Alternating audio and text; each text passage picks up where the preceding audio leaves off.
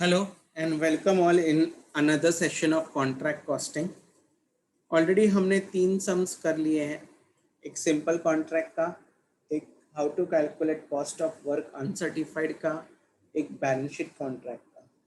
अभी दूसरे 2 टाइप्स बाकी हैं, 2 problems, and that is also done with contract costing. एक प्रॉब्लम है एस्टिमेटेड कॉन्ट्रैक्ट का.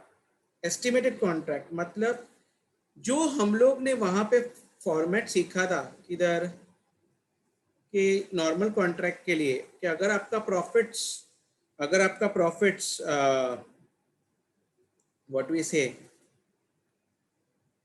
profit, if percentage of work completed, work certified is less than 25, so P&L will be 0.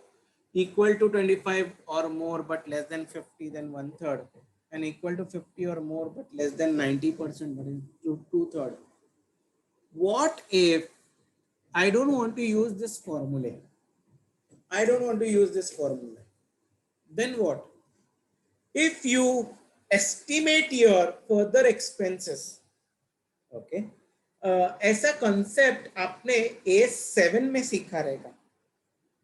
AS7 किया आपने, accounting standard 7.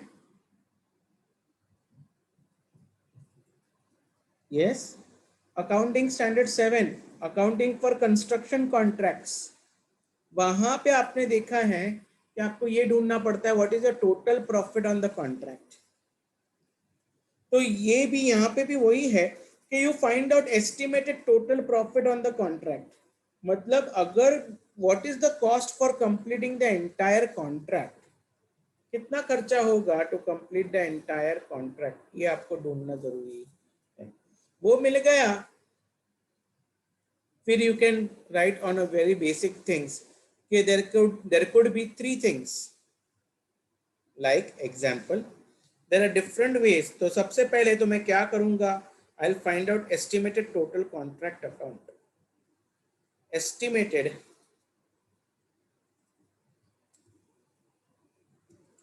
Total contract account. ये calculate करते समय मैं कैसे कैलकुलेट करूंगा, टू मटेरियल कंज्यूम या particulars, rupees.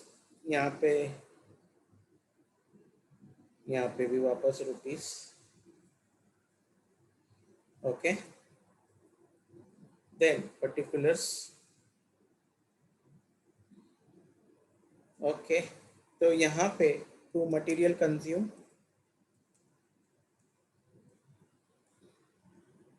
Okay, then incurred जितना ऑलरेडी हो गया प्लस और कितना होने वाला है, तो मैं ब्रैकेट में लिख रहा हूँ incurred plus estimated.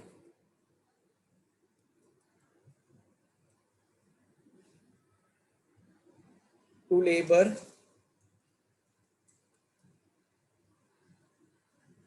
incurred plus estimated.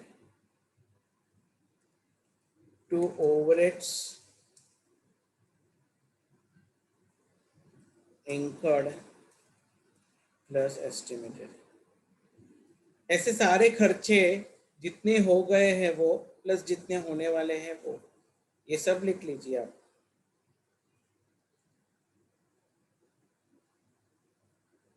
Okay, और ये सब करके आपको क्या मिलेगा, मुझे मिलेगा contract price, the selling price of the contract. तो इतना खर्चा है और इतनी इनकम है, तो balancing figure will be my, अगर डेबिट साइड में आया तो एस्टिमेटेड नेट प्रॉफिट, और यहाँ पे आया तो एस्टिमेटेड नेट लॉस. अगर लॉस आया तो आप करंट कॉन्ट्रैक्ट में जितना भी प्रॉफिट है आप पूरा का पूरा प्रॉफिट को प्रोविजन करोगे, अगर लॉस आया तो. और अगर प्रॉफिट आया तो ही तुम प्रॉफिट बुक करोगे.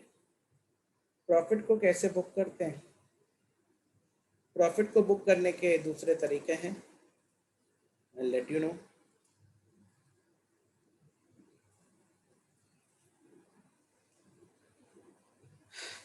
पहला तरीका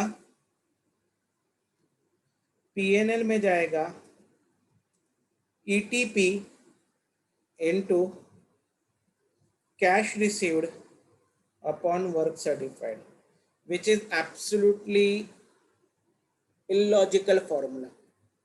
इसका कुछ रिलेवेंस नहीं है। दूसरा PNL is equal to ETP into work certify upon contract price. Sir ये बहुत लॉजिकल फॉर्मूला है। क्यों लॉजिकल फॉर्मूला है? अगर मेरा मेरा इतना वर्क सर्टिफाइड, कितना वर्क 100% वर्क सर्टिफाइड होगा तो इतना प्रॉफिट मिलेगा। अब तक इतना ही वर्क सर्टिफाइड हुआ है तो कितना प्रॉफिट मिलना चाहिए? क्रॉस मल्टीप्लाई करूंगा, मुझे मेरा आंसर आ गया। That is what is called as ETP into work certified upon contract price. Then third is PNL is equal to ATP into, अभी दोनों फिगर्स ले लो, मतलब दोनों fraction, cash received upon work certified into work certified upon contract price. या तुम ये third formula के लिए दूसरा मतलब सेम तरीका है लेकिन थोड़ा सा डिफरेंट मैनर में, कि अगर तुम चेक करोगे तो work certified is in the numerator also and work certified is in the denominator also, तो ऊपर नीचे कैंसिल हो जाएगा और फाइनल आंसर रहेगा CR by CP, that is cash received upon contract price. This formula is called as a bestest formula. इसका logic क्या है? मुझे इतना पैसा मिलेगा तो मैं इतना प्रॉफिट बुक करूंगा, मुझे इतना ही पैसा मिला है तो मैं कितना प्रॉफिट बुक करूं। तो दिस इज द फॉर्मूला, ये लॉजिक है। And last formula but not the least, ये कॉस्ट बेस्ड फॉर्मूला है। प्रॉफिट और loss is equal to ETP into cost till date, अब तक कितना खर्चा हुआ है, डिवाइडेड बाय टोटल कॉस्ट।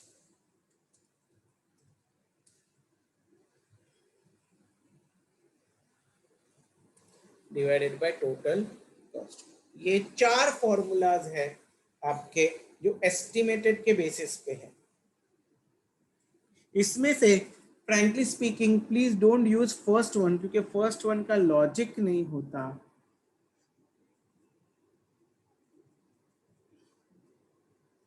तो लेट्स प्रोसीड अहेड। क्या जाते हैं हम लोग ना,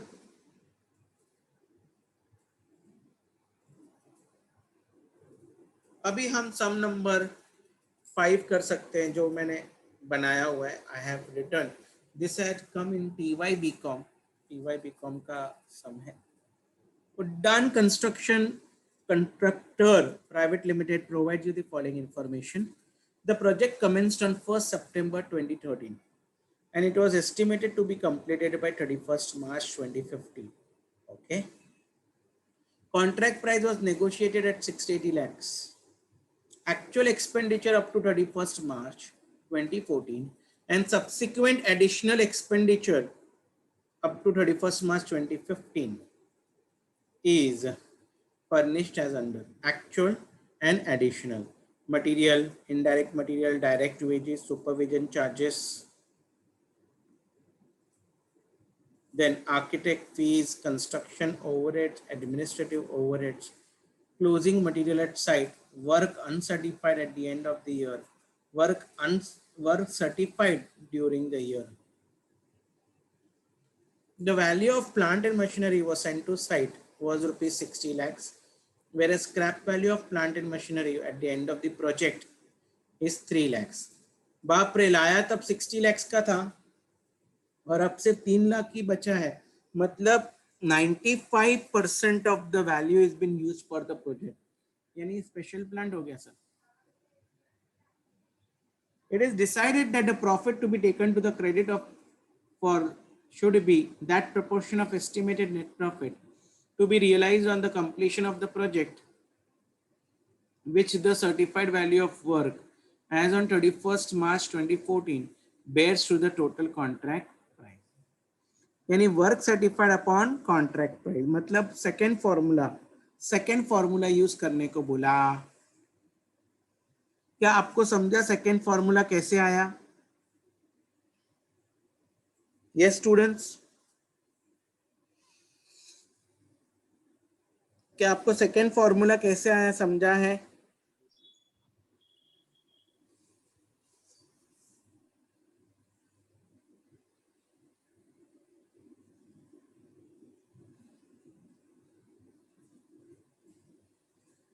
हेलो,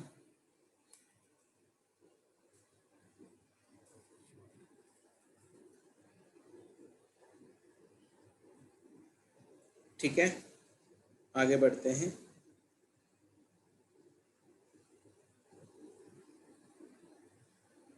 तो चलो लेट्स प्रिपेयर कॉन्ट्रैक्ट अकाउंट। पहले कॉन्ट्रैक्ट अकाउंट बनाते हैं।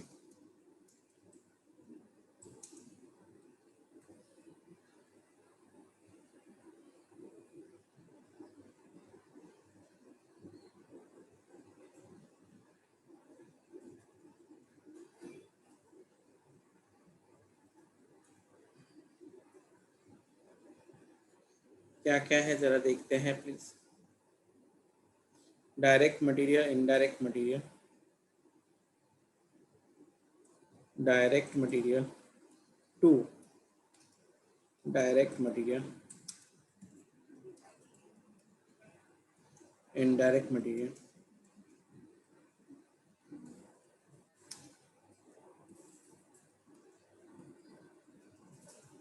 To wages, to supervision, to architect fees,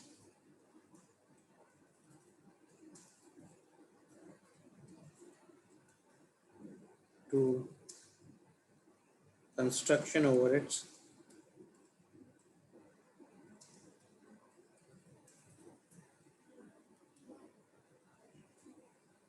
closing material नहीं, टू एडमिनिस्ट्रेशन ओवरहेड्स,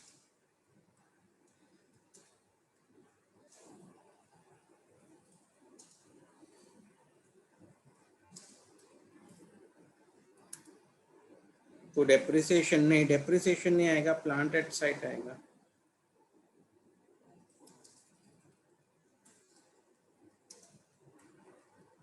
क्योंकि closing material at site work certified, work uncertified credit side में जाएगा। Bye WIP carried down, work certify, work uncertify,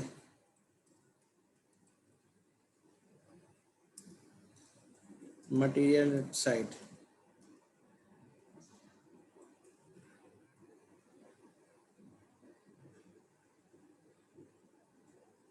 notional profit, definitely notional profit ही आएगा, नहीं तो estimation करने की ज़रूरत ही नहीं पड़ेगी ना। मुझे इतना समझ गया, इसलिए आई एम राइटिंग कि डेफिनेटली इसमें प्रॉफिट ही होगा।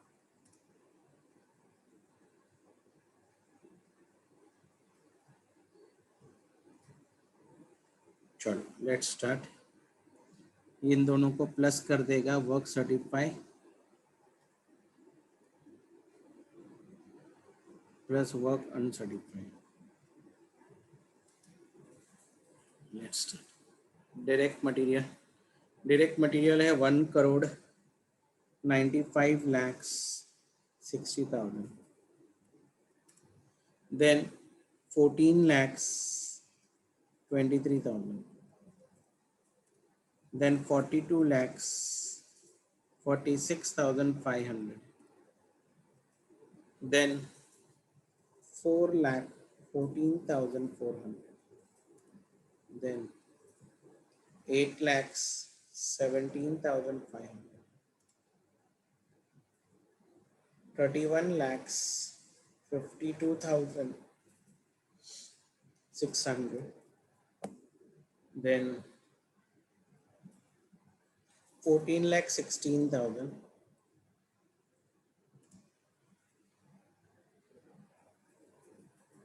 Closing material at site 7,50,000.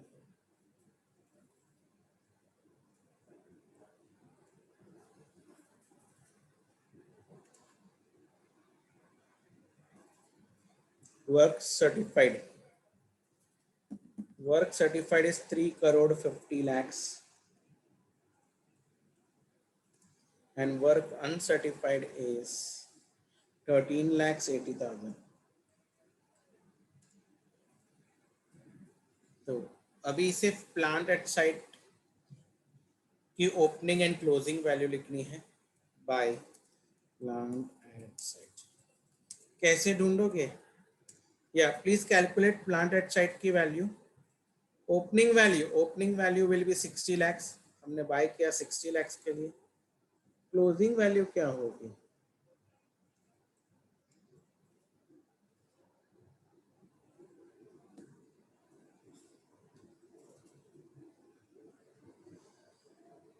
Please find out. Yes, figure आ गया है. Let me tell you. Okay, we have to calculate depreciation per month. Depreciation per month कैसे कैलकुलेट करता हूं? Depreciation per month, it is original cost minus scrap value upon life in months. Okay, so original cost is 60 lakhs minus scrap value is 3 lakhs divided by कितना period है? तो कब start किया? September 13 and up to March 15. तो September, October, November, December. September, October, November, December मतलब 4 महीने 13 के, 12 महीने 14 के, मतलब 16 महीने हो गए, और 3 महीने 15 के, 19 महीने हो गए, 19 months. तो डिवाइडेड बाय 19. तो अभी इसकी वैल्यू हम लोग ढूंढ लेंगे. तो that will be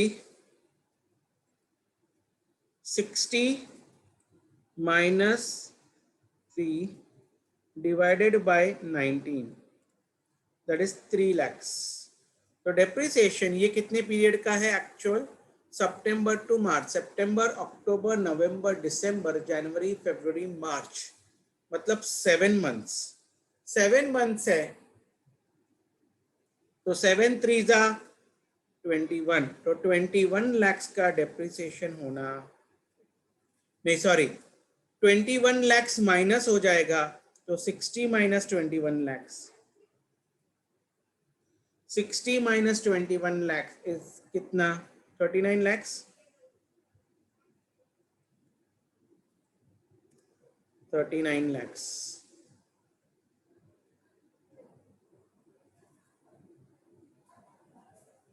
39 lakhs. That's all. तो अभी नोशनल प्रॉफिट कैलकुलेट कीजिए प्लीज.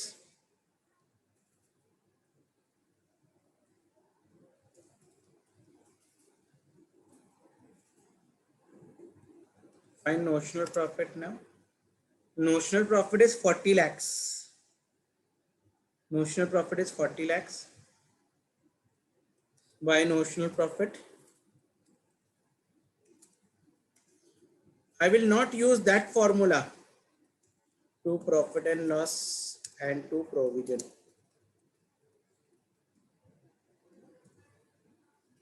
Total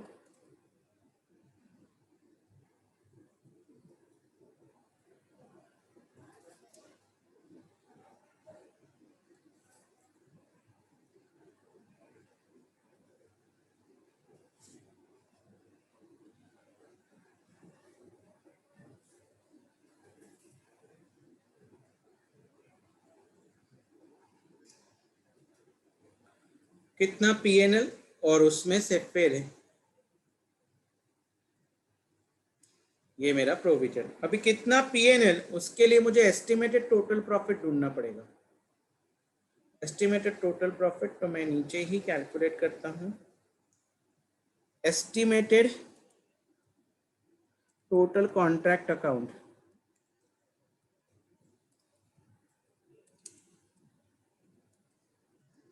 तो particulars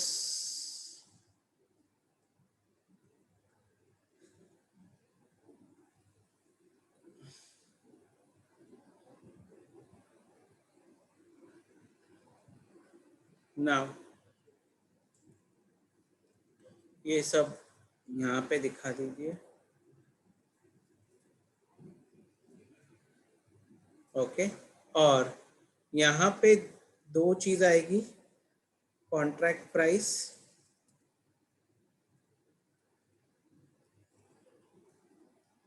and bye plant at site.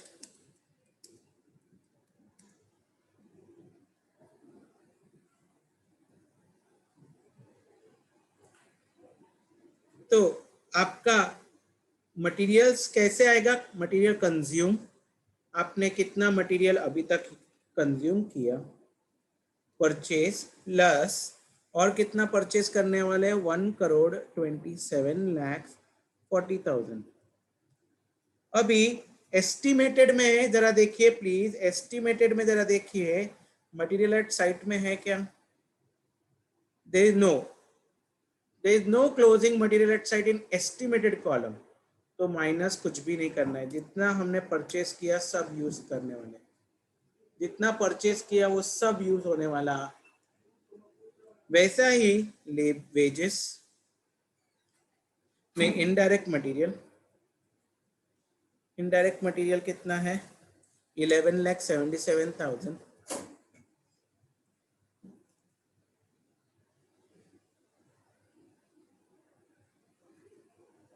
Plus 41,33,500 supervision charges,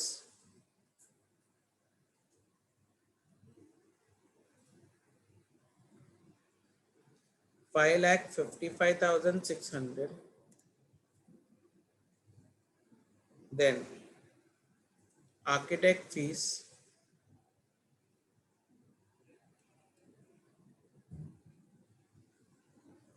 12,82,500, then construction overheads,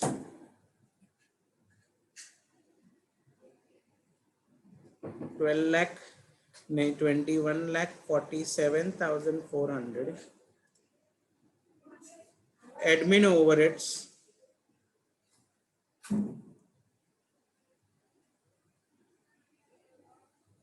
24,34,000, plant at site 60 lakhs,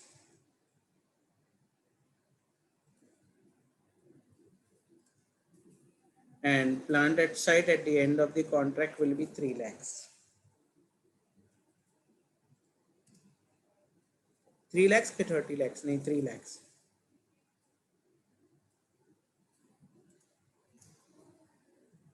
Yes. Contract price, I think contract price is 6 crore 80 lakhs.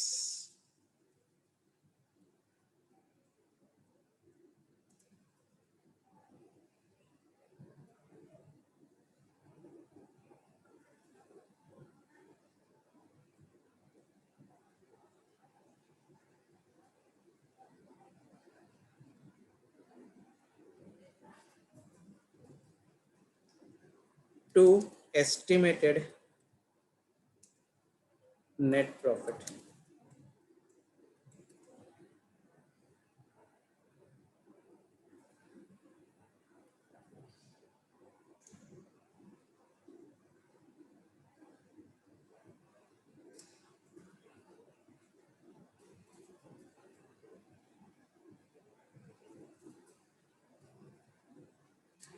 Yeah, it is what formula, कितना है net profit, 68 lakhs का net profit estimated total profit है। To estimated total profit, अपना पूरा contract पे कितना profit है 10%, that is 68 lakhs, नहीं 1%, 6 crore 80 lakhs पे 68 lakhs नहीं बरोबर बरोबर 10%. नाउ ओवर हियर उन्होंने क्या बोला है पीएनएल में, it should be estimated total profit into cash received upon contract price, बरोबर ना, राइट? नहीं, सर्टिफाइड वैल्यू वर्क सर्टिफाइड अपन कॉन्ट्रैक्ट प्राइस.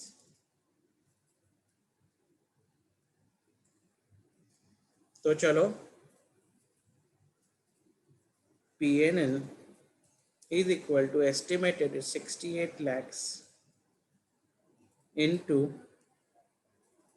अपना वर्क सर्टिफाइड है 3 crore 50 lakhs divided by 680 lakhs. तो चलो ये ढूंढ लेते हैं. 68 lakhs into 350 divided by 680, तो 35 lakhs आएगा पीएनएल में profit. 35 lakhs is my PNL profit and 5 lakhs provision. क्या पूरा सम समझा है? यस क्या पूरा सम समझा है आपको? Yes sir. राइट.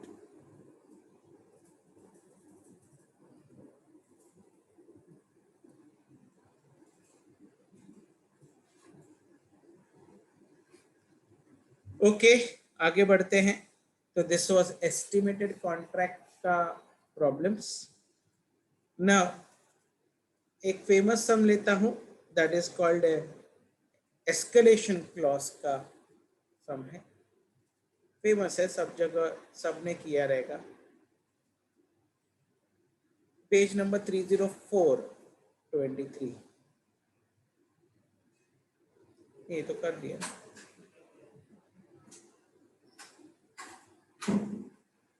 नहीं हो गया. एक सिंपल, एक अनसर्टिफाइड का, एक मैंने इसका ले लिया, क्या बोलते हैं, बैलेंस शीट. एस्टिमेटेड का हो गया. या fourth some 304 page number 23. 304 page number 23.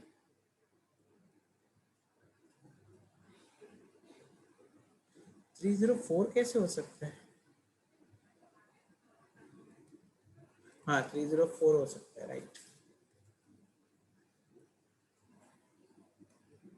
304.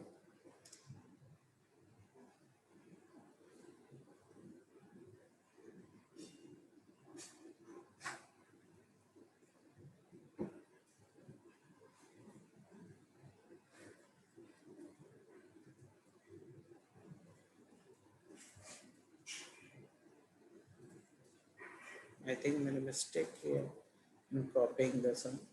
I will find it out. Hold on. Just I'll be back with escalation clause. Hold on. Yeah, it is sum number 23. PDF page number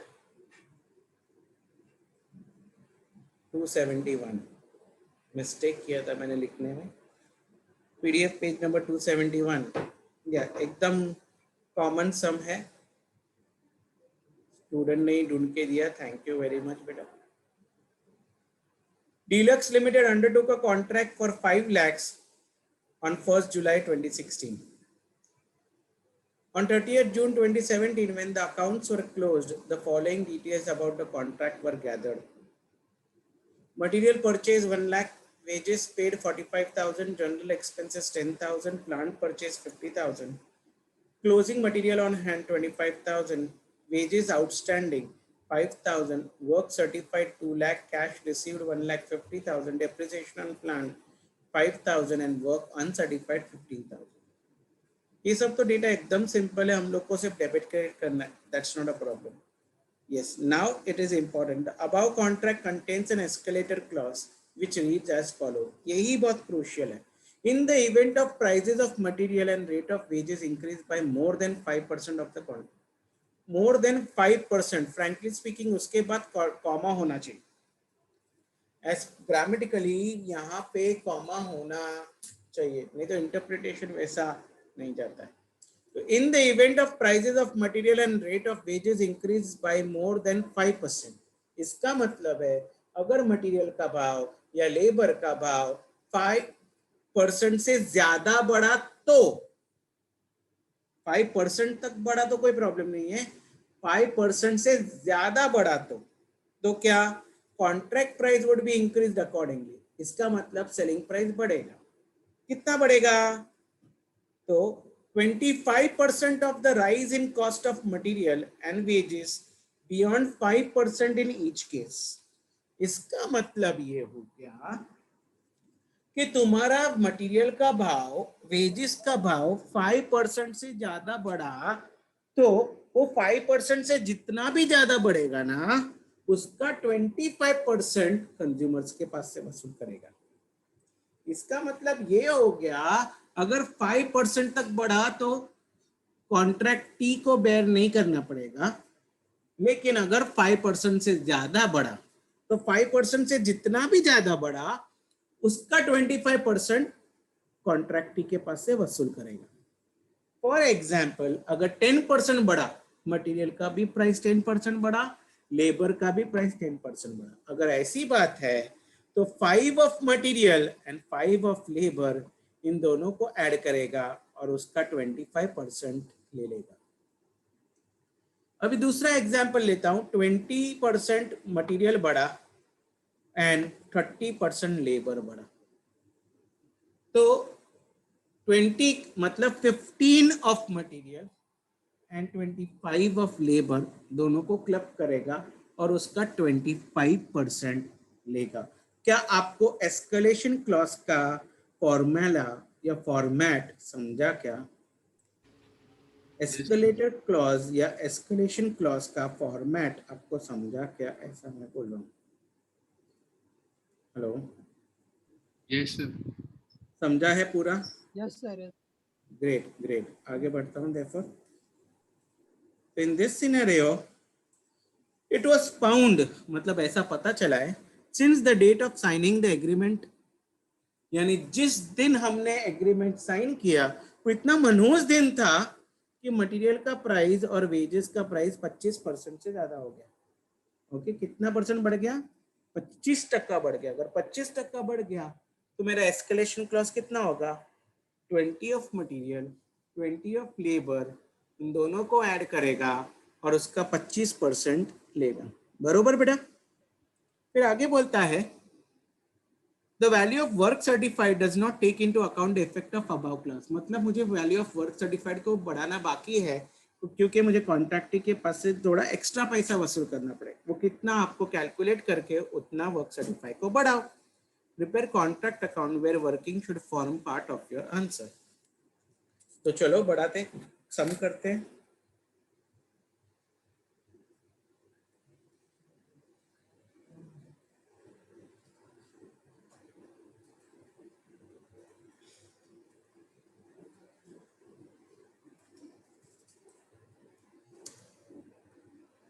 contract account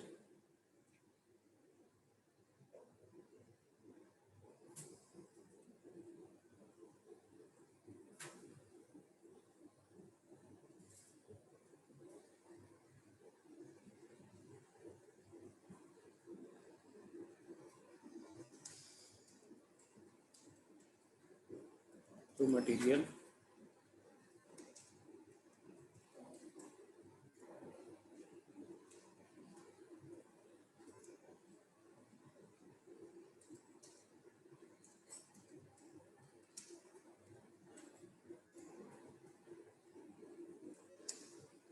हम लोग depreciation लेंगे.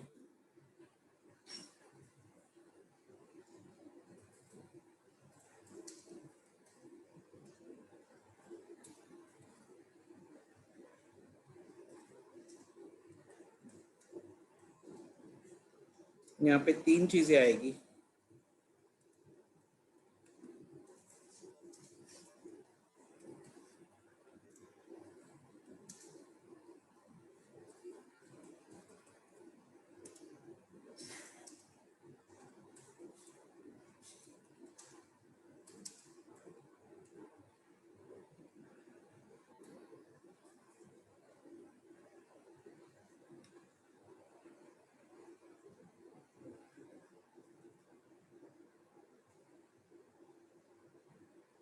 Material purchase is 1 lakh. Wages paid 45,000.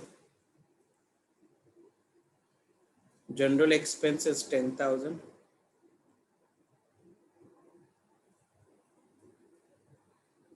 Depreciation plant purchase नहीं लिखते. Material on hand 25,000.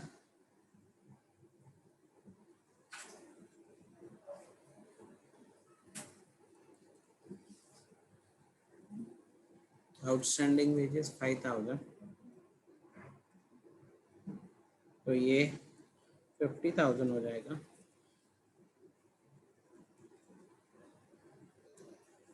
Then work certified 2 lakhs.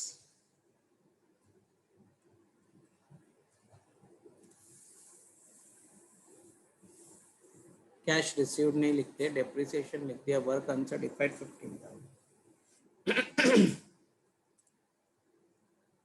तो इन तीनों का मिला के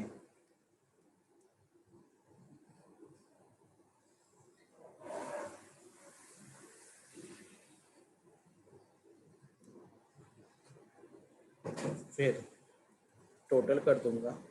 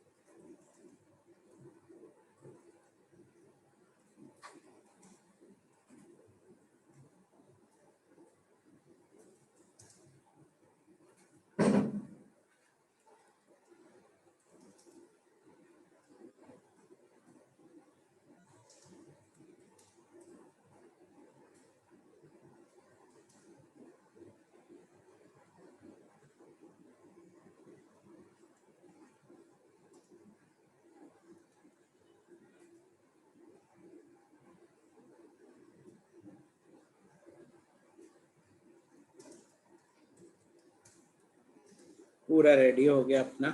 मैंने आई हैव पुट फार्मूलाज. एक बार ये फार्मूलाज आ गया, मतलब फिगर्स डाल दिए तो कैलकुलेट हो जाएगा. जो आप लोग कैलकुलेटर से करते हैं वही यहाँ पे एक्सेल करेगा.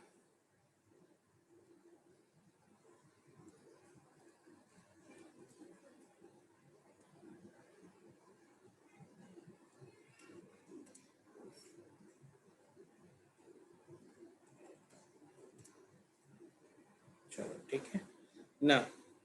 अभी क्या बोला है, तुमने कितना मटेरियल कंज्यूम किया. मटेरियल कंज्यूम कितना किया पहले देख लेते. मटेरियल कॉस्ट कितना बढ़ा, 25% से बढ़ गया. यानी मटेरियल, अभी मैं लिख रहा हूं, मटेरियल प्राइस या लेबर प्राइस जो भी, cost before contract, cost before contract was, अगर 100 रुपीज था, वो पहले अगर 100 रुपीज था, तो अब उसमें कितना इंक्रीज कर दिया, 25% इंक्रीज कर दिया. तो ये कितना हो गया, 125. तो cost after contract is this much.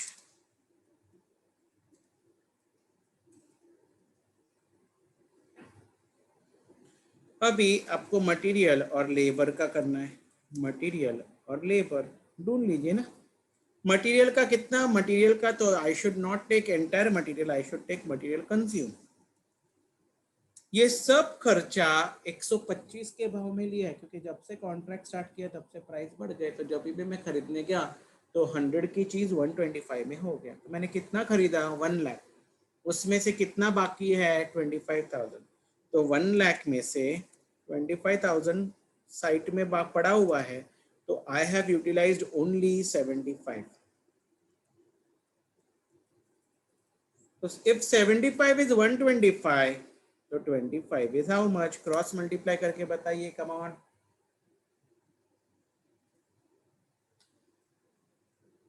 मुझे लगता है शायद से 10 है, मुझे लगता है, आई डोंट नो। 15 आएगा सर, 15। 15 है क्या? हाँ 15 है भाई। Yes, लेबर, लेबर का खर्चा कितना है सर? लेबर का खर्चा है 50। अरे 5,000 देना बाकी है, मतलब खर्चा तो हो गया ना भाई। तो जो 50,000 का खर्चा हुआ है वो 125 के भाव से हुआ है, तो 25 कितना ढूंढ निकालो 10, भाई। 10। ये शायद से 10 होगा, मुझे पक्का याद है, क्योंकि दोनों में से एक 10 है उतना मालूम है। आई डोंट नो, ये सर याद पक्का हो गया 10 है। क्या? हाँ याद हो गया आप? हाँ, एक आध फिगर याद है। तो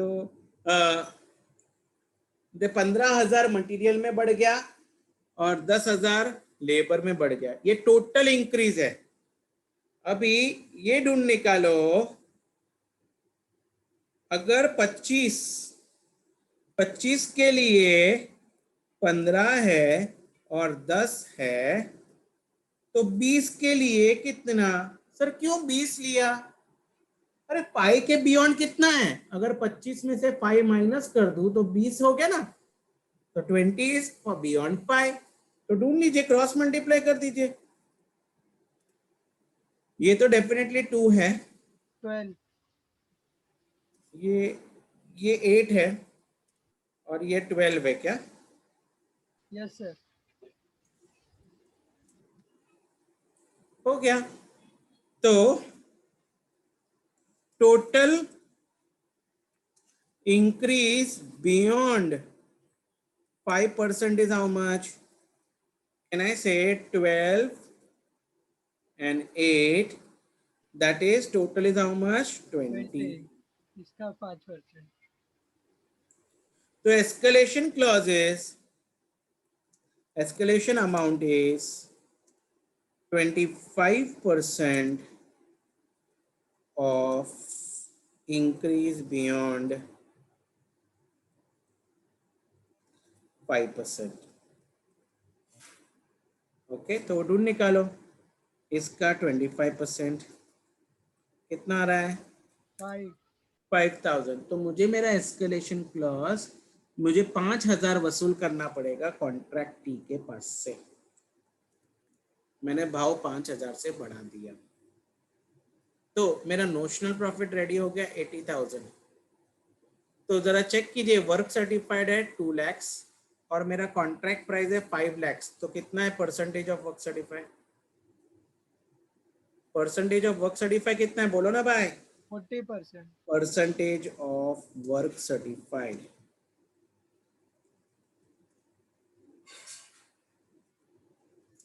is equal to 2 lakhs divided by 5 lakhs. So that comes to how much? 40%। 40% है तो P&L में कितना जाना चाहिए? 1/3। Correct, 1/3 of notional profit into CR upon work certified. तो 1/3, 1 divided by 3 into 80,000. Cash received है 1,50,000 अपॉन वर्क सर्टिफाइड है 2 lakhs.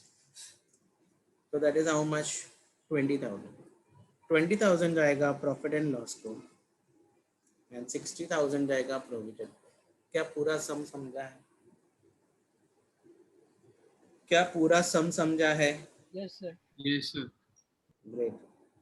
With this, we have completed revision of contract costing. Simple problem taken. Then I have taken simple problem is taken. I have taken cost of work uncertified. I have taken estimated contract. I have taken balance sheet contract, and I have taken escalation clause. So I have done everything. We have completed contract also. So for today, this much. Thank you very much. God bless you all. Thank you sir. Okay. Thank you, sir.